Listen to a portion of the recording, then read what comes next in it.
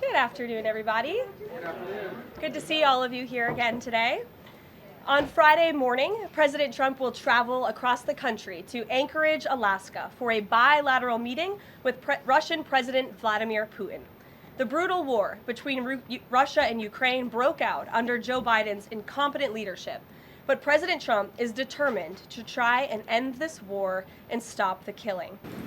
Why not invite Ukrainian President Zelensky to that summit? I know the president said yesterday that he's planning to speak with him right after the summit and even before, but why not invite Zelensky, and whose decision was it to not invite him? Was it the president or was it President Putin? Well, this meeting came about because the president of Russia asked the president of the United States to meet through his special envoy, Steve Witkoff, who, as you all know, traveled to Russia to have a conversation with Putin at his request. And so the president is agreeing to this meeting at the request of President Putin. And the goal of this meeting for the president is to walk away with a better understanding of how we can end this war. And the president said at this podium yesterday when he joined all of you in the room that he hopes in the future there can be a trilateral meeting with these three leaders to finally bring this conflict to an end. But this administration has really used every lever, has taken every measure to achieve peace through a diplomatic solution. And I think the president of the United States getting in the room with the president of Russia, sitting face to face rather than speaking over the telephone, will give this president the best indication of how to end this war and where this is headed.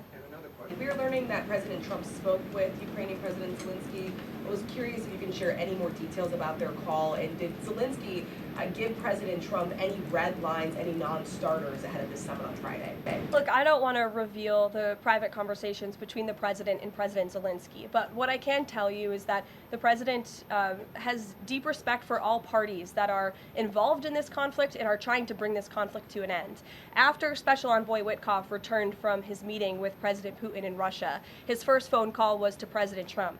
And President Trump's first phone call was to President Zelensky and to our friends in Europe to keep everybody in the loop about where the United States can see moving the ball forward to end this conflict. And so we continue to be very much engaged with President Zelensky and the Ukrainians, but also our allies in Europe as well. And then just one more for you. How does the president measure success coming out of this meeting? The president at times has suggested that Putin might be tapping him along.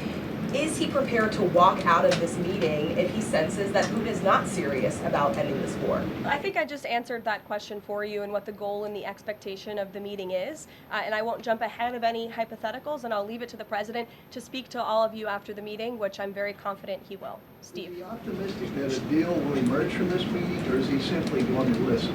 I think this is a listening exercise for the president. Look, only one party that's involved in this war is going to be present. And so this is for the president to go and to get, again, a more firm and better understanding of how we can hopefully bring this war to an end. Staying on the topic of public safety, the Trump administration continues to shatter records on border security. The president said at the podium yesterday twice that he was planning to go to Russia. Was that a verbal slip-up, or does he actually plan to go to Russia? Perhaps there are plans in the future to travel to Russia, and on Friday the president will be meeting with the Russian President Vladimir Putin in Alaska, as you know. Does the president plan to meet with Putin one-on-one?